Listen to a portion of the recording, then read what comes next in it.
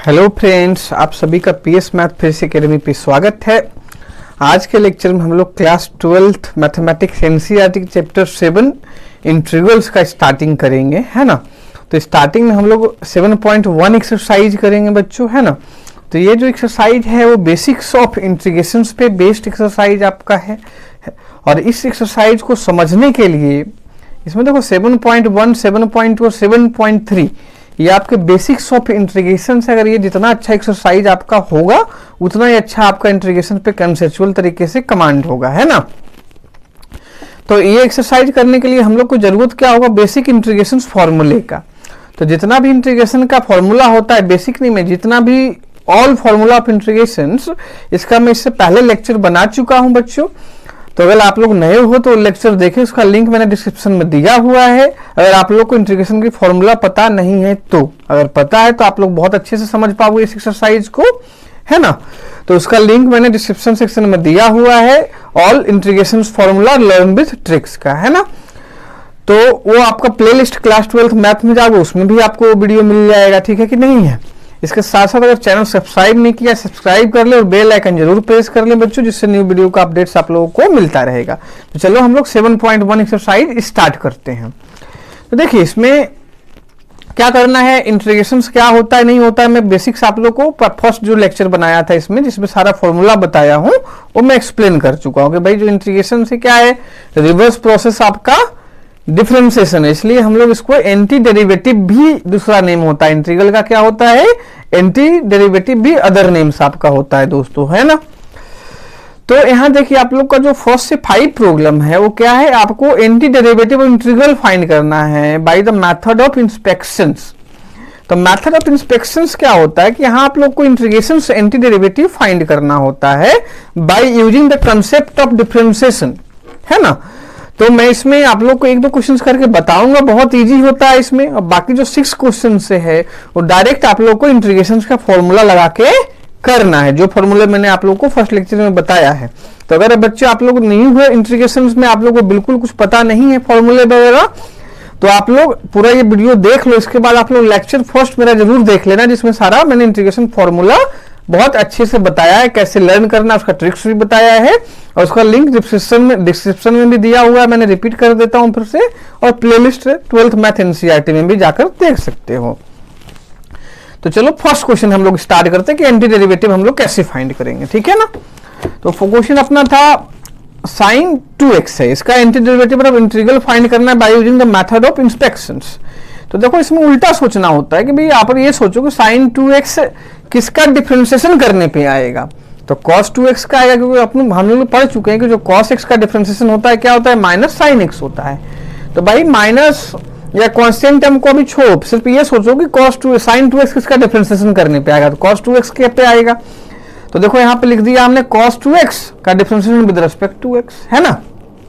इसके बाद क्या करेंगे, हम लोग को पता है कि cos 2x का डिफरेंशिएशन क्या होगा, माइनस साइन 2x, और 2x का करेंगे तो चेन रूल से आपका -2 और मल्टीप्लाई में आ जाएगा 2। तो -2 sin 2x cos 2x का क्या हो जाएगा बच्चों, डिफरेंशिएशन हो जाएगा।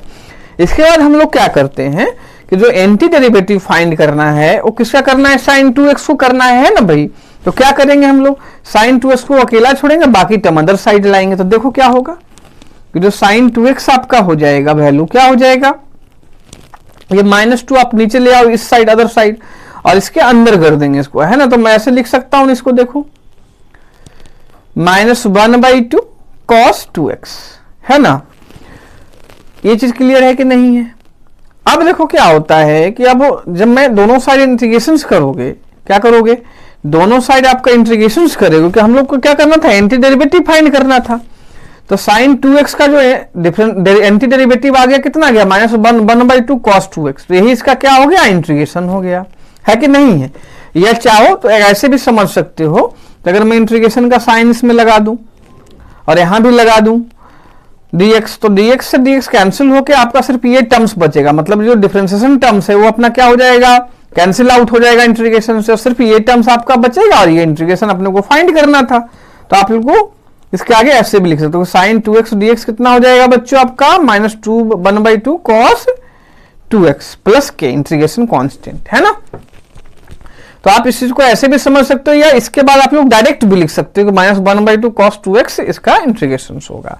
ऐसे नेक्स्ट क्वेश्चन पे हम लोग आते हैं, वो भी एंटी डेरिवेटिव पे ही बेस आपका है। तो cos 3x है मेथड ऑफ इंस्पेक्शंस। तो देखो जनरली ये इसका कोई यूज नहीं है अपना, इवन जो बोर्ड एग्जाम्स होते हैं उसमें भी ये question method of inspection base नहीं आता है। और बाकी हम लोग जब इंटीग्रेशन करेंगे तो डायरेक्ट फॉर्मूला लगा के करेंगे ना भाई, है ना। तो मेथड ऑफ इंस्पेक्शंस आपको पढ़ने की जरूरत ज्यादा डिटेल में है नहीं, तो जस्ट मैंने एक एग्जांपल के लिए क्वेश्चन बता दिया आप लोगों को। बाकी आप लोग ये सब इंटीग्रेशन डायरेक्ट फॉर्मूला लगा के भी कर सकते हो। जैसे मैं डायरेक्ट फॉर्मूला लगा के आप लोग को सेकंड क्वेश्चन बताता हूं, देखो सेकंड में दोनों मेथड से बता देता हूं, जिससे एक क्वेश्चन आपको और क्लियर हो जाएगा। cos 3x दिया हुआ है ना, तो लिख लो cos 3x। फिर ये सोचना है कि किसका डिफरेंशिएशन करने पे cos 3x आता है, तो sin 3x के डिफरेंशिएशन पे आएगा ना बच्चों। ये आप लोग को आई थिंक पता होगा कि नहीं पता है, बताओ। मेरे समझ से ये तो पता होगा कि sin 3x का इंटीग्रेशन करेंगे तो क्या आएगा अपना, cos 3x आएगा। ये चीज तो क्लियर है ना। तो देखो क्या करोगे आप लोग, इसका इंटीग्रेशन डिफरेंशिएशन क्या होगा sin 3x का, 3 cos 3x हो जाएगा। फिर cos 3x को अकेला छोड़ो तो 3 से लगो तो 1/3 और अंदर चला जाएगा। तो जो cos 3x आपका हो जाएगा कितना हो जाएगा, 1/3 sin 3x हो जाएगा। क्या हो जाएगा, 1/3 sin 3x आपका हो जाएगा ना। सो जो cos 3x का एंटी डेरिवेटिव है, मतलब इंटीग्रल जो है वो क्या है, 1/3 sin 3x है। सो लिख देंगे यहां पर कि anti derivative of cos 3x is 1/3 sin 3x। क्या हो जाएगा, 1/3 sin x। This is the way of writing for method of inspections, है ना। और अगर मान लो इसका हम लोग को डायरेक्ट इंटीग्रेशन करना होता फॉर्मूला लगा के, तो डायरेक्ट क्या होता है, डायरेक्ट मेथड, है ना। तो डायरेक्ट तो मेथड बहुत इजी है कि आप लोग क्या लिखते हैं, इंटीग्रेशन का साइन लगाते हैं भाई कि let i equal to cos 3x। इसी का इंटीग्रल हम लोग को फाइंड करना था। ये मैं डायरेक्ट मेथड बच्चों आप लोग को समझा रहा हूं। तो देखो cos x का इंटीग्रेशन में पढ़ा चुका हूं, cos ax का, है ना, कि cos ax का इंटीग्रेशन क्या होता है बच्चों आपका, sin 1/a sin ax होता है। जो बच्चे फॉर्मूला पढ़े हैं, वीडियो देखे हैं, उनको ये पता होगा कि cos ax का इंटीग्रेशन क्या पढ़ाया था मैंने, 1/a sin ax। तो a यहां पे क्या है, 3 है आपका, मतलब कांस्टेंट। तो क्या हो जाएगा इंटीग्रेशन का डायरेक्ट फॉर्मूला से, 1/3 sin 3x plus k। Integration constant यहां पर आएगा, क्योंकि इंटीग्रेशन के साथ हमेशा कांस्टेंट हम लोग एडिशंस में लिखते हैं, है कि नहीं है। तो क्लियर होगा मेरे समझ से दोनों मेथड। जो थर्ड क्वेश्चन है e⁻2x है, तो ओरली इंटीग्रेशन इसका हो जाएगा बच्चों, फॉर्मूला e⁻ax का लगा देना आप लोग, तो 1/2 e⁻2x आपका आंसर हो जाएगा इसका। ax plus b whole cube square है, तो इसमें क्या होगा आपका x पावर n, पूरे को ये मान लेना कि सिंगल टर्म x है या t है, और x पावर n का जो फॉर्मूला पढ़ाया वो अप्लाई कर लेना आपका। तो क्या हो जाएगा, x पावर n प्लस 1 अपन में n प्लस 1। तो इसको भी चलो मैं करके बता देता हूं आप लोग को डायरेक्ट मेथड से ही, या मेथड ऑफ इंस्पेक्शन से भी कर सकते हैं इसको अगर बोला गया है तो। तो देखो मेथड ऑफ इंस्पेक्शन से भी बताता हूं आप लोग को मैं करके, ये है ना, क्योंकि आपने को एनसीईआरटी मेथड ऑफ इंस्पेक्शन से बोला, डायरेक्ट मेथड से तो बहुत इजीली हो ही जाएगा। तो देखो मेथड ऑफ इंस्पेक्शन क्या है, उल्टा सोचते हैं हम लोग कि भाई एक आप पूरे को मानो ये क्या है, एक्स स्क्वायर है, तो एक्स स्क्वायर जो डिफरेंशिएशन किसका कर नहीं पाएगा, एक्स क्यूब का डिफरेंशिएशन होगा, एक्स क्यूब का आएगा ना भाई 3x स्क्वायर, तो एक्स स्क्वायर आ रहा है ना उसमें। तो हम लोग क्या ले लेंगे सॉल्यूशंस में कि डिफरेंशिएशन ऑफ, ये पूरा क्या है टर्म्स, सिंगल टर्म x ले लिया तो क्या हो जाएगा, ax plus b whole cube, है ना। इसका डिफरेंशिएशन बच्चों आप लोग करोगे तो क्या आएगा, 3ax plus b whole square into a, क्योंकि अपने अंदर का भी तो करेंगे चेन रूल अप्लाई करके। ax प्लस बी में ax का करोगे तो x का 1 a आ जाएगा मल्टीप्लाई में, और b का तो कांस्टेंट है 0 हो जाएगा, तो a आ गया यहाँ पर मल्टीप्लाई में। फिर वही मेथड कि ax plus b whole square क्या करेंगे, अकेला छोड़ेंगे भाई। तो ax प्लस बी जो होल स्क्वायर आपका हो जाएगा, ये 3a है तो इधर चला जाएगा अदर साइड, तो 1/3 ax plus b whole cube आपका हो जाएगा, है ना। तो d/dx 1/3 ax प्लस बी कितना हो जाएगा, होल क्यूब हो जाएगा बच्चों, ये एंटी डेरिवेटिव अपना आ गया। तो ax plus b whole square हो गया आपका, ये आ गया है ना। तो ये चीज क्या हो गया, इसका इंटीग्रेशन हो गया। सो जो ax plus b whole square का एंटी डेरिवेटिव हो जाएगा, मतलब इंटीग्रल जो हो जाएगा, ये हो जाएगा by using the method of inspections. I think कोई दिक्कत नहीं होनी चाहिए। सो लिख दोगे वही कि anti derivative of x plus b whole square is क्या होगा, 1/3a x plus b whole cube. बाकी डायरेक्ट मेथड से हम लोग अभी बहुत सारे क्वेश्चन करेंगे एक्सरसाइज में, क्योंकि क्वेश्चन नंबर 6 से हम लोग को डायरेक्ट मेथड से ही करना है। तो डायरेक्ट मेथड से आप लोग को सारा कंसेप्ट में बताऊंगा कैसे करना होता है, कैसे फॉर्मूला अप्लाई करना होता है ना। तो पूरा वीडियो जरूर देखते चले आप लोग साथ में। तो I think method of inspection से मैंने आप लोग का 3 क्वेश्चंस बता दिया, तो क्लियर होगा मेथड ऑफ इंस्पेक्शन, है ना। तो हम लोग क्वेश्चन नंबर फिर 6 से स्टार्ट करते हैं। बाकी आप इसको भी ऐसे ही कर लेना जैसे मैंने बताया। तो 6 क्वेश्चन से क्या करना है कि find the following integrals in exercise 6 to 20, है ना। तो इसमें आप लोग डायरेक्ट फॉर्मूला मेथड लगा के इंटीग्रल फाइंड करना है ना। तो मैं एक एक क्वेश्चन करके आप लोग को बताऊंगा कि कैसे हम लोग को इंटीग्रेशन का फॉर्मूला अप्लाई करना होता है, इजी कंसेप्ट से कैसे हम लोग सॉल्व कर सकते हैं, अच्छे से आप लोग समझते चलना, ठीक है ना। तो देखो यहाँ पे होता क्या है, जहां पे आपका डायरेक्ट फॉर्मूला अप्लाई हो रहा है, डायरेक्ट फॉर्मूला अप्लाई करोगे। कुछ जगह ऐसे होगा जहां पे डायरेक्ट फॉर्मूला अप्लाई नहीं होगा, पहले उसको सिंप्लीफिकेशन करना पड़ेगा आप लोग को, है ना। तो हम लोग पहले सिंप्लीफिकेशन उसमें करेंगे, फिर फॉर्मूला अप्लाई करेंगे, क्योंकि जो मेथड ऑफ इंटीग्रेशन होता है वो 7.2 से आपका एक्सरसाइज स्टार्ट होगा। जो 7.1 एक्सरसाइज होता है वो डायरेक्ट इंटीग्रल फॉर्मूला पे ही बेस एक्सरसाइज होता है। तो यहाँ पे थोड़ा बहुत कहीं पे डायरेक्ट फॉर्मूला अप्लाई नहीं हो रहा तो सिंप्लीफिकेशन करना होता है, फिर आपको डायरेक्ट फॉर्मूला अप्लाई करके सॉल्व कर देना होता है।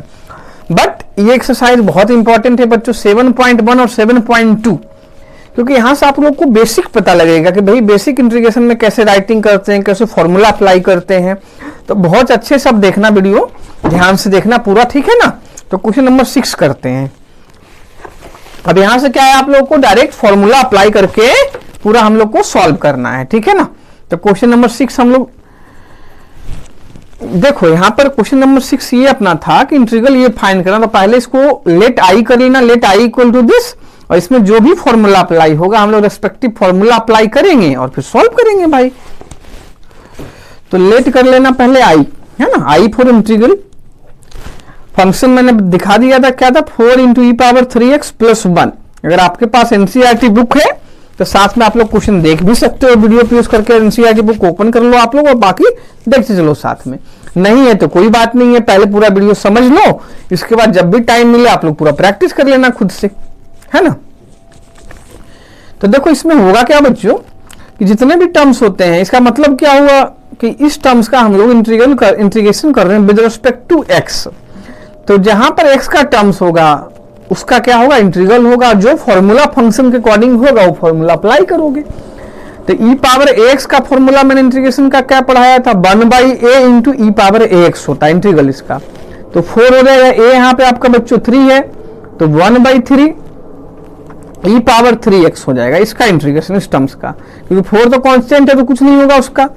e⁻3x का आपका इंटीग्रेशन करोगे तो 1/3 e⁻3x होगा। e⁻ax का इंटीग्रेशन में बता चुका हूं क्या होता है, 1/a e⁻ax होता है ना। मैं साइड में चलो लिख भी देता हूं, जो बच्चे न्यू हैं जिन्होंने नहीं वीडियो देखा उनके हेल्प के लिए मैं लिख देता हूं कि क्या होता है इसका इंटीग्रेशन, 1/a e⁻ax + k, ठीक है। ये हो गया। फिर कांस्टेंट का इंटीग्रेशन क्या बताया था, x होता है, तो 1 का इंटीग्रेशन क्या हो जाएगा, x होता है। क्यों होता है ये कंसेप्ट में मैंने आप लोगों को लेक्चर 1 में, मतलब जो ऑल फॉर्मूला है उसमें बताया था मैंने आप लोगों को। तो ये अपना कितना हो जाएगा, 4/3 e⁻3x + x + k। यहाँ पे कांस्टेंट होता है, इंटीग्रेशन कांस्टेंट होता है। तो ये आपका क्या हो गया बच्चों, आंसर हो गया। बहुत सिंपल क्वेश्चन था, क्लियर होगा मेरे समझ से। क्वेश्चन नंबर हम लोग 7 पे आते हैं। 7 क्वेश्चन क्या है आपका, इंटीग्रल x² ब्रैकेट में 1/x² × dx है। तो पहले हम लोग क्या करेंगे, यहाँ पे ये मल्टीप्लाई है, मतलब x² को ब्रैकेट के अंदर मल्टीप्लाई कर देंगे, फिर जो फॉर्मूला अप्लाई होगा वो फॉर्मूला लगाएंगे और इंटीग्रेशन हो जाएगा अपना, है ना। तो चलो करते हैं फिर, वही आई लेट कर लेना अपनों। तो x² था अपना फंक्शन, 1 - 1/x² × क्या है, dx है, है ना। तो क्या करना है, एक्स स्क्वायर को अंदर मल्टीप्लाई पहले करना है, क्योंकि यहाँ पे डायरेक्ट मल्टीप्लिकेशन में कोई फॉर्मूला यहाँ पे प्रोडक्ट रूल नहीं होता डिफरेंशिएशन जैसा, ठीक है ना। तो ये ध्यान रखना। तो इसके लिए पहले जो भी सिंप्लीफिकेशन है वो सिंप्लीफिकेशन आप लोगों को करना पड़ेगा, फिर आपका फॉर्मूला अप्लाई होगा। तो एक्स स्क्वायर को अंदर मल्टीप्लाई कर दो तो एक्स स्क्वायर हो जाएगा, और x square by x square क्या आ जाएगा, कैंसिल होकर 1 हो जाएगा, तो माइनस 1 इंटू डी एक्स। अब इसका कौन सा फॉर्मूला लगेगा, एक्स पावर एन वाला फॉर्मूला लगेगा। Integration of x power n आप लोग को क्या बड़ा पढ़ाया था मैंने, एक्स पावर एन प्लस 1 अपन में एन प्लस 1 प्लस के, है ना। ये फॉर्मूला अपना यूज होगा यहाँ पे। तो एन यहाँ पे क्या है बच्चों, 2 है, तो एक्स पावर 2 प्लस 1 अपन में 2 प्लस 1 मतलब एक्स क्यूब बाई कितना हो जाएगा, 3 हो जाएगा। तो एक्स क्यूब बाई कितना हो गया, ये 3 हो गया अपना। फिर 1 कांस्टेंट है, उसका इंटीग्रेशन क्या होगा, एक्स होगा तो माइनस एक्स, क्योंकि विद रिस्पेक्ट टू एक्स करेंगे तो एक्स आएगा। अगर ये विद रिस्पेक्ट टू टी होता था यहाँ पे टी आ जाता, कांस्टेंट का इंटीग्रेशन, समझ रहे हो ना, प्लस के या सी जो भी कांस्टेंट लिखना है आप लोग लिख सकते हो। क्लियर है ये क्वेश्चन। उन बच्चों के लिए मैं फॉर्मूला भी लिखते जा रहा हूं जिनको फॉर्मूला अभी तक लोड नहीं हुआ या नहीं देखा है उन्होंने मेरा वीडियो, ठीक है। इसके साथ साथ जो इंटीग्रेशन का पूरा नोट्स है, फॉर्मूला है, वो भी लिंक में मैंने उसका डिस्क्रिप्शन में लिंक दिया हुआ है, तो आप लोग उसको जरूर डाउनलोड करें, बहुत हेल्पफुल होगा आप लोगों को पढ़ने के लिए इंटीग्रेशन उससे। नेक्स्ट 8 क्वेश्चन पे आ जाते हैं। X square b x plus c, तो ये सिंप्लीफाइड फॉर्म में है, डायरेक्ट फॉर्मूला लगाएंगे ही सेम फॉर्मूला और अपना आंसर आ जाएगा। तो देखो क्या होगा, क्या है अपना x square plus b x plus c into d x. तो इंटीग्रेशन एक लाइन में हो जाएगा, यहाँ प्लस 1 2 प्लस 1 तो एक्स क्यूब बाई 3, मतलब क्या हो जाएगा आपका एक्स क्यूब बाई कितना हो जाएगा, 3 हो जाएगा, plus b x square by 2 हो जाएगा, प्लस सी एक्स हो जाएगा, प्लस के हो जाएगा, ठीक है ना। वही एक्स पावर एन का एक फॉर्मूला हम लोग, सी देखो क्या है, कांस्टेंट है, तो यहाँ पे 1 लेते तो 1 का इंटीग्रेशन क्या होता है एक्स, तो सी एक्स हो जाएगा यहाँ पे। क्लियर है ना, यहाँ पे कुछ नहीं, तो पावर 1 लिया तो 1 प्लस 1 क्या हो गया 2, और वही n प्लस 1 यानी 1 प्लस 1 2 नीचे आएगा। क्लियर होगा मेरे समझ से। नेक्स्ट क्वेश्चन नंबर 9 पे आ जाते हैं बच्चों। 9 आपका क्या है, 2x square plus e power x, क्या है 2x square plus e power x. तो ये तो डायरेक्ट आप लोग कर लोगे मेरे समझ से। देखो क्या होगा, इसका एक्स स्क्वायर का एक्स क्यूब बाई 3 है ना, 2 by 3 into x cube, E power x का सेमी इंटीग्रेशन होता है तो plus e power x plus के, आंसर हो गया। फिर से मैं रिपीट कर देता हूं, 2x cube by 3 plus e power x plus के, आपका इसका इंटीग्रेशन आ जाएगा, formula x power n e power x का लगेगा। 10th पे आते हैं फिर हम लोग कि क्या है, root x 1 minus 1 by root x whole square. तो क्या करना पड़ेगा, पहले a minus b whole square, इसको पहले आप लोग को ओपन करना पड़ेगा, एक्सपेंड करना पड़ेगा, है ना, a minus b whole square को फॉर्मूले से। फिर जो टर्म्स आएगा उसका हम लोग इंटीग्रेशन करेंगे, क्योंकि मैंने बोला पहले कि जहां पर सिंप्लीफिकेशन है पहले आप सिंप्लीफिकेशन करोगे फिर आपका इंटीग्रेशन का फॉर्मूला अप्लाई होता है, अदरवाइज अप्लाई नहीं होता है। तो 10th 11th 12 13 या 14 15 जितने भी यहां से मतलब 10 से लेकर 15 तक क्वेश्चन, सब में पहले कुछ ना कुछ सिंप्लीफिकेशन है, उसके बाद आपका फॉर्मूला अप्लाई होगा, ठीक है ना। तो चलो क्वेश्चन नंबर 10 करते हैं। कंसेप्ट मैंने बता दिया आप लोगों को भी। तो देखो 10 क्वेश्चन क्या हो जाएगा, वही लेट आई कर लेना आप लोग। क्वेश्चन क्या था, root x minus 1 by root x whole square into d x. तो पहले हम लोग क्या करेंगे, a minus b whole square इसको ओपन कर देंगे, तो क्या हो जाएगा a स्क्वायर, तो रूट एक्स का स्क्वायर एक्स आ जाएगा, प्लस बी स्क्वायर, तो इसका 1 बाई रूट एक्स का स्क्वायर 1 बाई एक्स आ जाएगा, माइनस 2 है भी, मतलब minus 2 root x into 1 by root x, है ना, इंटू क्या हो जाएगा यहाँ पर डी एक्स। रूट एक्स से रूट एक्स कैंसिल हो गया तो माइनस 2 बच जाएगा यहाँ पर, ठीक है ना। अब इसका हम लोग इंटीग्रेशन करेंगे, तो जो x का इंटीग्रेशन बच्चों हो जाएगा, पावर 1 है तो x पावर n का फॉर्मूला लगाओगे तो x पावर n प्लस 1 अपन n प्लस 1 हो जाएगा, मतलब x स्क्वायर बाई कितना हो जाएगा 2 हो जाएगा। 1 बाई x का इंटीग्रेशन क्या हो जाएगा, log x हो जाएगा, नहीं log mod x हो जाएगा। फिर माइनस 2 का जो इंटीग्रेशन हो जाएगा क्या हो जाएगा, माइनस 2x हो जाएगा, क्या हो जाएगा माइनस 2x हो जाएगा प्लस के। आई थिंक क्लियर होगा ये चीज, है ना। फिर क्वेश्चन नंबर हम लोग 11 पे चलते हैं। क्या चलते हैं, 11 पे चलते हैं कि क्या है, integration x cube plus 5x square minus 4 by x square into d x. क्या है, x cube plus 5x square minus 4 by x square D x. तो पहले एक्स स्क्वायर जो पूरा है सारे टर्म्स को डिवाइड कर लेंगे, फिर हम लोग वही एक्स पावर एन का फॉर्मूला अप्लाई कर देंगे, इंटीग्रेशन हो जाएगा। तो देखिए आप लोग क्वेश्चन नंबर 11 कि अपने को क्या दिया था, एक्स क्यूब, लेट आई वो कर लेना आप लोग, है ना। बहुत इजी क्वेश्चन है लेकिन समझना जरूर, क्योंकि ये बेसिक कंसेप्ट है, यहीं से आपका पूरा बेसिक कंसेप्ट क्लियर होगा कि किस टाइप से हम लोग को इंटीग्रेशन के फॉर्मूला अप्लाई करना होता है, किस टाइप से बेसिक सिंप्लीफिकेशन होता है। तो देखो यहाँ पर सबको एक्स स्क्वायर से क्या कर लोगे, डिवाइड कर लो, तो x cube by x square, 5x square by x square minus 4 by x square dx हो जाएगा, होगा ना। मेरी समझ से क्लियर होगा आप लोगों को। यहां पर क्या है, बेस सेम है तो पावर क्या होगा आपका माइनस होगा, तो 3 माइनस 2 कितना होता है 1 होता है, तो x बच जाएगा, यहाँ पे 5 बच जाएगा, एक्स स्क्वायर कैंसिल, तो यहाँ पे इसको ऊपर ले आना आप लोग, तो 4 power x minus 2 into dx। अब वही x पावर n का फॉर्मूला अप्लाई कर देंगे, क्या होता है x पावर n प्लस 1 अपन में n प्लस 1, तो यहाँ पावर 1 है तो 1 प्लस 1 अपन में 1 प्लस 1, तो 2 हो जाएगा। फिर 5 कांस्टेंट है तो उसका डायरेक्ट 5x आपका इंटीग्रेशन हो जाएगा।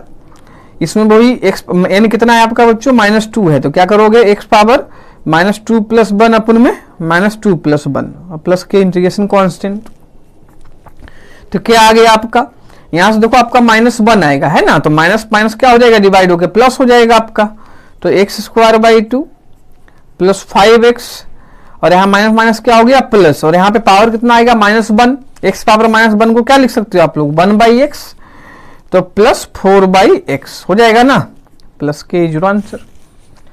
क्लियर होगा मेरे समझ से, बहुत इजी कंसेप्ट से मैं बता रहा हूँ और इजीली आप लोग को समझ आ रहा होगा कि भाई जहां भी सिंप्लीफिकेशन है, डिवीजन है, मल्टीप्लिकेशन है या कोई एक्सपेंडिंग है फॉर्मूला से, पहले हम लोग पहले सिंप्लीफाई करते हैं, फिर आपका कोई रेस्पेक्टिव जो भी फॉर्मूला इंटीग्रेशन का होता है वो अप्लाई होता है, ठीक है ना। फिर नेक्स्ट पे चलते हैं क्वेश्चन नंबर 12 पे। किस पे चलते हैं बच्चों, क्वेश्चन नंबर 12 पे।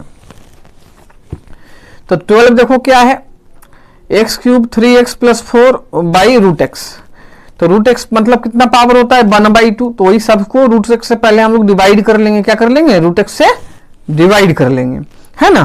और फिर जो डिवाइड करने के बाद जो सिंप्लीफाइड टर्म आएगा उसमें जो भी फॉर्मूला होगा अप्लाई, वो हम लोग फॉर्मूला अप्लाई करेंगे, वही एक्स पावर एन का ही फॉर्मूला अप्लाई होगा, क्योंकि पूरा एक्स में ये फंक्शन चल रहा है, तो एक्स पावर एन का ही फॉर्मूला होगा आफ्टर सिंप्लीफिकेशन, है ना। तो चलो ये भी करते हैं हम लोग,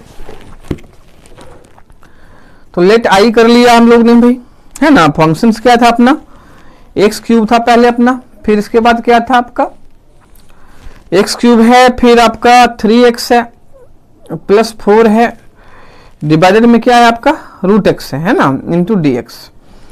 तो रूट एक्स का मतलब क्या है, पावर आपका 1/2 होता है ना, पता होगा आप लोग को। तो भाई पावर एक्स पावर 1/2 से ये तीनों टर्म्स को क्या करोगे, पहले डिवाइड करोगे भाई, तो एक्स क्यूब बाई में एक्स पावर 1/2 हो जाएगा, प्लस 3x में एक्स पावर क्या हो जाएगा 1/2 हो जाएगा, प्लस 4 अपन में एक्स पावर 1/2 हो जाएगा। समझ में आ रहा होगा मेरे समझ से, ये इजी सिंप्लीफिकेशन है, बेसिक्स बिल्कुल 8-9th लेवल का।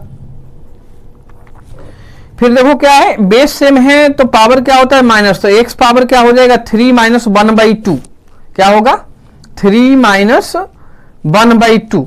तो जब सॉल्व करोगे 3 माइनस 1/2 को, तो आपका क्या आएगा बच्चों 5/2 आएगा, कितना आएगा 5/2 आएगा। फिर यहाँ पे कुछ नहीं तो 1 ले लेना था, 1 माइनस 1/2 कितना होगा 1/2 होगा, तो 3 पावर 1/2, 3 इंटू एक्स पावर 1/2 यहाँ पे आ जाएगा, और ये तो ऊपर ही आ जाएगा भाई, तो 4 पावर, ये नीचे प्लस है तो ऊपर पावर क्या हो जाएगा माइनस हो जाएगा, है ना। ये देखो आपका क्या हो गया सिंप्लीफाइड हो गया। अब सिंप्लीफाइड जब हो गया है तो क्या करेंगे, अब integration formula x power n का लगाएंगे, है ना। तो एक्स पावर 5/2 प्लस 1 अपन में 5/2 प्लस 1 होगा ना, plus 3 into x power 1/2 plus 1, क्योंकि एन अपना 1/2 है तो प्लस 1 और हो जाएगा, तो 1/2 प्लस 1 हो जाएगा, plus 4 into x power minus 1/2 plus 1 अपन में माइनस 1/2 प्लस 1 हो जाएगा, है ना। तो देखो क्या हो जाएगा यहाँ पर 7/2 होगा, क्या होगा ये चीज आपका 2 यहाँ जाएगा 7/2, 2 फिर ऊपर 7/2 से 2 ऊपर जाएगा तो आपका क्या हो जाएगा 2/7 होल पावर एक्स पावर, यहां भी एलसीएम ले लेना 7/2 हो जाएगा आपका। फिर यहां पर 3/2 है बच्चों, है ना, ये ऐड करोगे तो 3/2 2 ऊपर जाएगा, फिर ये 3 से 3 कैंसिल होगा, है ना। इसको मैं समझा देता हूँ फिर से नीचे लिख के। 3 ऊपर है आपका, ये 3/2 का 2 ऊपर जाएगा 3 तो ये कैंसिल होकर सिर्फ क्या बचेगा, 2 बचेगा, ऊपर बचेगा ना कि नहीं।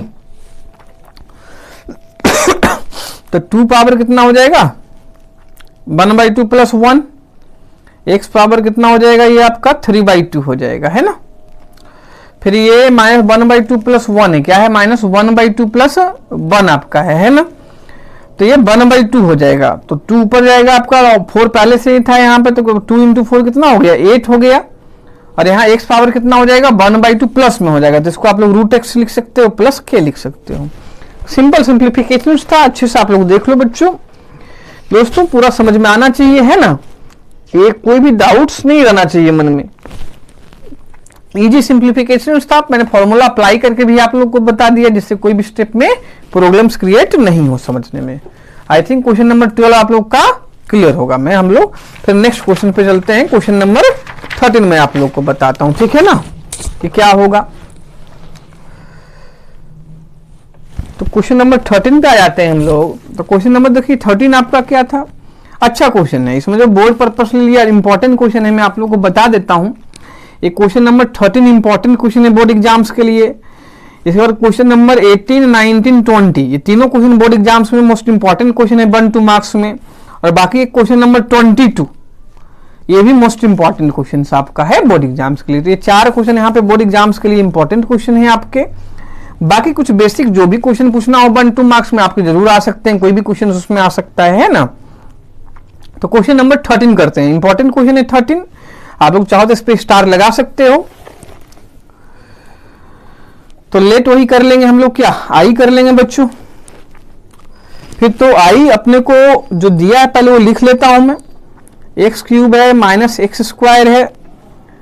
देखो इसमें क्वेश्चन में दिखा देता हूं आप लोगों को फिर से, क्या है x³ -x² प्लस x - 1 अपन में x - 1। तो पहले क्या करना पड़ेगा, x - 1 से पूरे को डिवाइड करना पड़ेगा। तो हम या सिंप्लीफाई, यहां से कुछ हम लोग देखेंगे कॉमन आ रहा है कि नहीं आ रहा है, ऊपर नीचे कुछ ना कुछ में भी कैंसिल होगा आफ्टर सिंप्लीफिकेशन। तो जो भी इसको सिंप्लीफाई करके आएगा टर्म्स, उसका फिर इंटीग्रेशन होगा। तो पहला काम क्या है, इसको सिंप्लीफाई करना। तो कैसे सिंप्लीफाई होगा देखो आप लोग, कि देखो यहां से हम x² कॉमन लेंगे। तो x² कॉमन लेने पे ब्रैकेट में क्या बचेगा, x - 1, यहां भी x - 1 है। तो फिर पूरे में से x - 1 कॉमन आएगा, तो आपका बच जाएगा x² + 1, और नीचे भी x - 1 है, तो ये कैंसिल आउट हो जाएगा x - 1, है ना। तो टर्म्स क्या बचेगा आपका x² + 1। तो जो x² + 1 बचेगा उसका हम लोग फिर इंटीग्रेशन करेंगे। तो करके बता रहा हूं तो और अच्छे समझ में आ जाएगा पूरा। तो x - 1 अपन में कितना है, ये x - 1 है ना इंटू dx। ये क्वेश्चन अपने पास था। करना क्या है, पहले हम लोग को इसको सिंप्लीफाई करना है। तो सिंप्लीफाई देखो कैसे हो जाएगा, बहुत इजी कंसेप्ट से होगा आपका, समझते जाना ध्यान से। कि i है अपने पास, है ना। तो क्या करेंगे हम लोग, यहां से x² कॉमन ले लो, ले लिया। तो यहां देखो x³ है तो x बचेगा, यहां पे -1 बचेगा ना। यहां कुछ कॉमन नहीं है तो 1 कॉमन ले लो, 1 तो ले ही सकते हैं ना कहीं से भी कॉमन। अपन में x - 1 इंटू dx हो जाएगा, है ना। अब देखो क्या है, x - 1 यहां से भी कॉमन है, यहां से भी है, तो x - 1 कॉमन लेंगे तो क्या बचेगा, x² + 1 ब्रैकेट में बचेगा ना भाई। तो क्या हो जाएगा x - 1 x² + 1, है ना। क्या होगा x² + 1 अपन में क्या होगा x - 1 इंटू dx होगा, है ना। तो x - 1 से x - 1 क्या हो गया, कैंसिल आउट हो गया। अब x² + 1 का हम लोग with respect to x integration करेंगे। तो आपका x² का क्या हो जाएगा x³ / 3, 1 का x होता है कांस्टेंट का, बता चुका हूं आप लोगों को, प्लस k। ये आपका क्या हो गया बच्चों, आंसर हो गया। तो ये बहुत ही मैंने शॉर्ट ट्रिक से आपको करवा दिया, बेसिक कंसेप्ट से। क्योंकि एक दूसरा मेथड क्या था, इसको आप डिवाइड करो पहले, तो लंबा प्रोसेस होता है। यहाँ देखो कॉमन आ रहा है तो कॉमन लेके करेंगे तो इजीली सिंप्लीफाइड हो गया ना, ठीक है कि नहीं है। फिर क्वेश्चन नंबर 14 पे चलता हूं। देखो भाई 14 है या 15 है, बिल्कुल डायरेक्ट क्वेश्चन है, आप लोग घर पे कर लोगे इजीली। कि यहाँ क्या है आप लोग का √x है, तो x पावर 1/2 ये दोनों से पहले मल्टीप्लाई हो जाएगा। तो x power 1/2 minus x power 3/2 आ जाएगा मल्टीप्लाई के बाद। फिर वही x पावर n का फॉर्मूला अप्लाई कर देना, 15 भी सेम क्वेश्चन है कि पहले रूट एक्स मतलब एक्स पावर 1/2 का पहले अंदर में पूरा मल्टीप्लाई करूंगा, है ना, और जो मल्टीप्लाई करके आएगा टर्म्स फिर उसको इंटीग्रेट करेंगे वही एक्स पावर एन का फॉर्मूला अप्लाई करके। तो ऐसे क्वेश्चन में ऊपर सिंप्लीफिकेशन आप लोग को यहाँ मैं बता चुका हूँ रूट का, तो ये 14 15 बहुत इजीली आप लोग कर लोगे, है ना। फिर 16 क्वेश्चन पे आते हैं। 16 भी बिल्कुल एक डायरेक्ट क्वेश्चन है। क्या है बच्चों? डायरेक्ट क्वेश्चन है, तो मैं करके बताता हूं क्योंकि इसमें cos x का फॉर्मूला फिर यूज होगा, है ना। तो 16 17 बिल्कुल डायरेक्ट क्वेश्चन है, बिना किसी कंसेप्ट के, है ना, डायरेक्ट फॉर्मूला बेस है। चलो एक लाइन का क्वेश्चन है, मैं आप लोग को बता देता हूं लिख के कि क्या होगा 16 एंड 17 भी, है ना। तो देखो 16 क्या है आपका क्वेश्चन कि आई आप लोगों ने लेट किया है ना 16 में, तो क्या था क्वेश्चन अपने को 2x minus 3 cos x plus e power x into d x. तो डायरेक्ट फॉर्मूला लगाओ इसमें कि x का इंटीग्रेशन क्या होगा 1 + 1 2 और नीचे भी 2 तो x² 2 हो गया। फिर cos x का इंटीग्रेशन क्या होता है बच्चों sin x होता है, ध्यान रखना, माइनस sin x डिफरेंशिएशन होता है, इंटीग्रेशन सिर्फ sin x होता है। तो cos x का क्या हो जाएगा sin x, तो यहाँ क्या हो जाएगा -3 sin x, क्योंकि 3 तो कांस्टेंट है तो मल्टीप्लाई में रहेगा, और e पावर x का इंटीग्रेशन e पावर x ही होता है, तो plus e power x plus के, है ना। यहाँ 2 से 2 कैंसिल हो जाएगा अपना, तो x² -3 sin x plus e power x plus के, है ना। ये हो गया अपना, क्लियर है कि नहीं है? एक लाइन का क्वेश्चन था। ऐसे देखो 17th जो क्वेश्चन है वो भी बहुत इजी क्वेश्चन है अपना, यहाँ भी डायरेक्ट फॉर्मूला लगाओगे आपका आंसर आएगा। क्या आएगा मैं बता देता हूं करके कि देखो पहले x² का इंटीग्रेशन करेंगे तो कितना होगा x³/3, तो 2x³ 3 हो गया। फिर sin x का इंटीग्रेशन माइनस cos x होता है, तो minus minus plus 3 cos x हो गया। फिर 5x पावर 1/2 का इंटीग्रेशन क्या होगा 1/2 + 1 अपन में 1/2 + 1, तो मतलब x पावर 3/2 और नीचे 3/2 ऊपर, तो 10/3 आ जाएगा, है ना। मतलब आंसर क्या हो गया 2/3 x³ plus 3 cos x plus 10 मतलब 3/2 तो 10/3 x पावर 3/2 प्लस c या k जो भी कांस्टेंट है, ये आपका आंसर होगा। डायरेक्ट एक लाइन का क्वेश्चन था, है ना। अब इसके बाद क्वेश्चन जो आपका है कौन सा भाई 18 19 और 20, ये तीनों अच्छे से आप लोग समझना भाई। मैंने पहले ही बताया था कि ये क्वेश्चन क्या है आपका अच्छा क्वेश्चन है बोर्ड एग्जाम्स के लिए भी। तो इसमें भी देखो कोई बहुत ये नहीं बहुत डिफिकल्ट है, बेसिक कुछ कंसेप्ट आपकी यूज होंगे, बस ये ध्यान रखना है। तो इसमें तो वही देखो sec x का पहले अंदर मल्टीप्लाई कर देना, तो sec² x plus sec x 10x होगा। फिर sec² x का इंटीग्रेशन बता रखा हूं 10x होता है, और sec x 10x का क्या होगा sec x होगा, तो 10x plus sec x plus k आपका क्या हो गया आंसर हो गया। इसको करके भी बता देता हूं मैं 18th क्वेश्चन आप लोग के लिए, है ना। क्वेश्चन नंबर 18 से हम लोग करते हैं, तो वही लेट आई आप लोग कर लेना भाई क्वेश्चन नंबर 18 के लिए। तो क्या होगा sec x होगा sec x plus 10x into dx, है ना। तो क्या करना है पहले sec x का अंदर मल्टीप्लाई कर देना है, तो क्या हो जाएगा ये sec² x plus sec x into 10x होगा ना इंटू dx। तो sec² x का जो इंटीग्रेशन का फॉर्मूला था बच्चों मैंने आप लोग को बताया था दोस्तों कि क्या होता है 10x होता है, तो ये 10x लिख देना। फिर sec x 10x का जो इंटीग्रेशन होता है वो डिफरेंशिएशन में कंपेयर कर लो कि भाई sec² x किसका डिफरेंशिएशन होता है 10x, तो इसका इंटीग्रेशन क्या होगा sec² x का 10x। फिर sec x 10x किसका डिफरेंशिएशन था sec x का, sec x का डिफरेंशिएशन क्या था sec x इंटू 10x, तो sec x 10x का इंटीग्रेशन क्या होगा sec x होगा। डायरेक्ट बिल्कुल ऐसे ध्यान रख सकते हो, है ना, प्लस के, ये आंसर हो गया, है कि नहीं है। अब 19th क्वेश्चन पे आ जाते हैं। देखो 19 20 में फिर भी थोड़ा सा सिंप्लीफिकेशन है, डायरेक्ट फॉर्मूला बेस्ड तो नहीं कहूंगा, थोड़ा सा पहले सिंप्लीफिकेशन करना पड़ेगा फिर आपका फॉर्मूला अप्लाई होगा। तो देखो इसमें होता क्या है कि जब भी इस टाइप से sec² cos² में क्वेश्चन हो या sin cos में हो, अगर सिंप्लीफाई नहीं है तो पहले क्या करोगे सिंप्लीफाई करोगे। तो sec cos को पहले sin cos में हम लोग चेंज कर देंगे और फिर देखेंगे उससे क्या आ रहा है, और अगर उसका डायरेक्ट फॉर्मूला कोई इंटीग्रेशन का हुआ तो अप्लाई करेंगे, नहीं होगा तो उसको भी चेंज करना पड़ेगा, है ना। तो देखो करता हूं मैं, क्या है अपना sec² x अपन में क्या है बच्चों cosec² x, क्या है cosec² x इंटू dx है। तो देखो भाई sec² x आपको पता होगा क्या होगा 1/cos² x होगा ना, और ये चीज जो होता है cosec 1/sin² x होता है, क्योंकि cosec x 1/sin x है, तो स्क्वायर है तो स्क्वायर आएगा ना। तो देखो ये cos स्क्वायर एक्स नीचे आएगा, sin स्क्वायर एक्स ऊपर जाएगा, क्योंकि आप लोग को ये चीज तो पता होगा। कुछ बच्चों को कंफ्यूजन होता है तो मैं बता देता हूँ। ऐसा अगर कहीं पे लिखा हो ना तो ये b नीचे आता है, d ऊपर जाता है, मतलब b into a into d अपन में b इंटू सी होता है ना।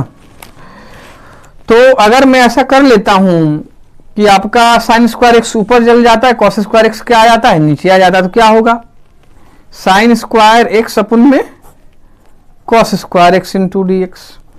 तो sin square by cos square कितना हो गया, tan स्क्वायर एक्स हो गया, तो tan square x into d x हो जाएगा। फिर देखो sec स्क्वायर एक्स माइनस जो tan स्क्वायर एक्स होता है वो कितना होता है, 1 होता है। ये फॉर्मूला आप लोगों ने पढ़ा होगा। अब मैं ये फॉर्मूला क्यों सोचवा रहा हूं, क्योंकि tan स्क्वायर एक्स का डायरेक्ट कोई इंटीग्रेशन का फॉर्मूला नहीं होता है, sec स्क्वायर एक्स का होता है। तो हम लोग जब भी tan स्क्वायर एक्स या cot स्क्वायर एक्स कहीं पे आता है, कंसेप्ट आपको बता रहा हूं, ध्यान रखना कि जब भी इंटीग्रेशन में आपका tan स्क्वायर एक्स या cot स्क्वायर एक्स होता है तो हम लोग उसको tan स्क्वायर एक्स को sec स्क्वायर एक्स माइनस 1 करके लिखते हैं इस फॉर्मूले से, आइडेंटिटी से। और अगर मान लो यहाँ पे cot स्क्वायर एक्स होता है तो यहाँ पे क्या लिखते हैं आप लोग, cosec स्क्वायर एक्स माइनस 1 लिखते हैं, because cosec square x minus cot square x भी क्या होता है, 1 होता है। तो ये ध्यान रखना कंसेप्ट, चाहो तो इसको नोट डाउन आप लोग कर लो कि जहां पर भी tan स्क्वायर एक्स या cot स्क्वायर एक्स का इंटीग्रेशन करना होता है तो उसको tan स्क्वायर को sec स्क्वायर एक्स माइनस 1 लिखना होता है और cot स्क्वायर एक्स को cosec स्क्वायर एक्स माइनस 1 लिखना होता है, तब जाके आपका इंटीग्रेशन हो पाएगा। क्योंकि sec स्क्वायर एक्स और cosec स्क्वायर एक्स का डायरेक्ट इंटीग्रेशन का फॉर्मूला होता है। तो इस चीज को आप लोग नोट डाउन कर लें अपने कॉपी में, तो ध्यान रहेगा आप लोगों को। तो इसका क्या हो जाएगा, sec square x minus 1 into d x हो जाएगा भाई। अब sec स्क्वायर एक्स का इंटीग्रेशन डायरेक्ट फॉर्मूला क्या होता है, tan x, और 1 का x तो माइनस एक्स प्लस की आपका क्या हो गया, इसका आंसर हो गया, है ना। बहुत सिंपल तरीके से बता दिया। अब 20 पर देखो, तो जो भी कंसेप्ट में क्वेश्चन में आप लोगों को यहाँ पे बताया वो चीज आप लोग चाहो तो अलग से नोट डाउन कर सकते हो अपने लैंग्वेज में, है ना, या जैसा बताया ऐसा ही नोट डाउन कर लो आप लोग, है ना। अब लोग अब 20 क्वेश्चंस पे करते हैं। तो 20 देखो क्या है आपका, 2 minus 3 sine x by cos square x, क्या है 2 minus 3 sine x by cos square x. तो इसमें देखो डायरेक्ट तो कोई फॉर्मूला लगेगा नहीं, तो पहले कॉस स्क्वायर एक्स से डिवाइड कर देंगे दोनों टर्म्स को, 2 को भी और इसको भी, फिर उससे क्या आता है हम लोग देखेंगे। और उसमें अगर वही होगा, जो टर्म्स आएगा डायरेक्ट इंटीग्रेशन का फॉर्मूला होगा तो लगाएंगे भाई, और नहीं होगा तो फिर से उसको और सिंप्लीफाई करेंगे, है ना। तो देखते हैं कैसे होगा कि आई जो पहले स्टेप्स फर्स्ट स्टेप बताया वही हुआ कि अलग अलग हम लोग क्या कर लेंगे, डिवाइड उसको कर लेंगे भाई। तो 2 माइनस कितना आया, 3 sine x by cos square x into d x था, है ना। तो देखो क्या होगा आपका, इसको अलग अलग कर से आप डिवाइड कर लेना। तो 2 by cos square x minus 3 sine x है, तो साइन के नीचे एक कॉस लिख देता हूं और 1 बाई कॉस और मल्टीप्लाई कर देता हूं मैं, है ना, जिससे और सिंप्लीफाइड अपना हो जाएगा। तो देखो क्या आ जाएगा भाई, 1 बाई कॉस स्क्वायर एक्स क्या जानते हैं, sec स्क्वायर एक्स, तो 2 sec स्क्वायर एक्स ही हो जाएगा, माइनस 3 है, साइन बाई कॉस क्या होता है, tan x होता है, 1 बाई कॉस क्या होता है, sec x होता है, तो इसको मैं क्या लिख सकता हूं, sec x into tan x into d x. अब देखो यहाँ sec स्क्वायर एक्स का भी डायरेक्ट फॉर्मूला हम लोग इंटीग्रेशन का जानते हैं, tan x होता है, sec x tan x कितना होता है, sec x होता है, ऊपर भी क्वेश्चंस कर चुके हैं इस फॉर्मूले पे बेस। तो sec स्क्वायर एक्स देखो जो मल्टीप्लाई में कांस्टेंट टर्म हो तो एज इट इज मल्टीप्लाई में ही रहेगा, उसमें कोई चेंज नहीं होता, ये चीज आप लोग ध्यान रखना। तो 2 tan x हो जाएगा ये, minus sec x tan x कितना होगा, sec x होगा तो माइनस 3 sec x हो जाएगा प्लस के, ये जो आंसर है ना। ये आपका कौन सा क्वेश्चन हो गया अभी, 20 क्वेश्चन हो गया।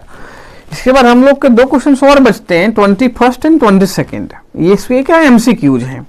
तो 21st तो बिल्कुल डायरेक्ट क्वेश्चन है, इसको डायरेक्ट ही समझ लो। ये क्वेश्चन क्लियर है ना आप लोग को, अगर नोट डाउन नहीं किया तो आप लोग नोट डाउन कर सकते हो, है ना। ऐसा क्यों किया, क्योंकि sec square sec tan x में आपका फॉर्मूला बन गया तो अपना डायरेक्ट इंटीग्रेशन हो गया। साइन कॉस में यहाँ पे कोई डायरेक्ट फॉर्मूला नहीं था इंटीग्रेशन का, है ना। फिर 21st 22nd पे आते हैं कि देखो 21st बहुत ही बेसिक क्वेश्चन है कि एंटी डेरिवेटिव मतलब वही इंटीग्रल पूछा है। तो रूट एक्स क्या है, एक्स पावर 1/2, 1/√x क्या हो जाएगा, एक्स पावर माइनस 1/2। डायरेक्ट वही एक्स पावर एन का फॉर्मूला लगाएंगे, आंसर आएगा। तो एक्स पावर 1/2 का इंटीग्रेशन क्या, एक्स पावर 3/2 अपन में 3/2, तो 2/3 एक्स पावर 3/2। तो देखो ऑप्शन 2/3 कहां पे है भाई, किस किस में, इन दोनों में है। तो 2/3 x पावर 3/2, तो यहाँ पे 2/3 पावर है तो नहीं होगा, x पावर 3/2 होगा। इसके बाद x पावर -1/2 का क्या होगा, -1/2 प्लस 1 अपन -1/2 प्लस 1, वही x पावर n लगाओगे तो नीचे का जो 1/2 आएगा आपका वो ऊपर आ जाएगा और x पावर 1/2 बचेगा। तो 2 × x पावर 1/2 मतलब c क्या हो गया, आंसर हो गया। तो डायरेक्ट क्वेश्चन था बच्चों कि x पावर n का हम लोग फॉर्मूला लगाएंगे, बहुत मैंने क्वेश्चन बता चुके हैं, अब आपको लगाना आ गया होगा, है ना। इसका देखो ये 20 सेकंड एक ठीक ठाक क्वेश्चन है 1-2 मार्क्स के लिए, ऐसे आपके कॉम्पिटिटिव एग्जाम्स में भी क्वेश्चन पूछे जाते हैं, तो ठीक से समझना इसको। 20 सेकंड क्वेश्चन आप लोग, है ना। देखो क्या है कि differentiation of fx with respect to x जो है 4x³ - 3 अपन x पावर 4 है, सच दैट f2 = 0 दिया हुआ है। मतलब जब फंक्शन fx के अंदर x का वैल्यू मैं 2 यहाँ पे पुट करता हूं तो f2 कितना आता है, 0 आता है। तो fx क्या होगा, मतलब फंक्शन क्या होगा, ये पूछा है हमसे। तो पहले क्या करेंगे बच्चों, इंटीग्रेटिंग बोथ साइड लिखेंगे विद रिस्पेक्ट टू x। तो भाई यहाँ देखो डिफरेंशिएशन का जो टर्म्स है वो इंटीग्रेशन क्या कर देगा दूसरे को, क्योंकि दोनों एक दूसरे के क्या होते हैं, रिवर्स होते हैं। तो इंटीग्रेशन और डिफरेंशिएशन एक दूसरे को क्या कर देगा, कैंसिल आउट कर देगा। तो यहाँ सिर्फ बचेगा क्या, आपका fx बचेगा। और इधर जो है इंटीग्रेशन अपना जो भी x पावर n का फॉर्मूला उससे लगा के कर लेंगे, प्लस c आपका के जो भी कांस्टेंट लेना है। तो जो इंटीग्रेशन कांस्टेंट हम लोग लिखते हैं यहाँ पे k, उसका वैल्यू फाइंड करने के लिए हमें ये रिलेशनशिप दिया हुआ है कि भाई उसमें जो भी इंटीग्रेशन करके आपका आएगा टर्म्स, उसमें x की जगह 2 कर देना। आप लोग क्या कर लेना, x की जगह 2 पुट करोगे तो f2 का वैल्यू क्या आएगा, 0 आएगा। फिर जब 0 करेंगे तो k जो कांस्टेंट है उसका वैल्यू आ जाएगा, वापस जो इंटीग्रेशन करके आया था उसी में k का वैल्यू हम लोग पुट कर देंगे। तो मैंने कंसेप्ट समझाया जिससे आप लोग को 50% तो समझ में आया होगा, बाकी मैं अभी सॉल्व करके बताऊंगा तो पूरा समझ में आ जाएगा कंप्लीट, ठीक है ना।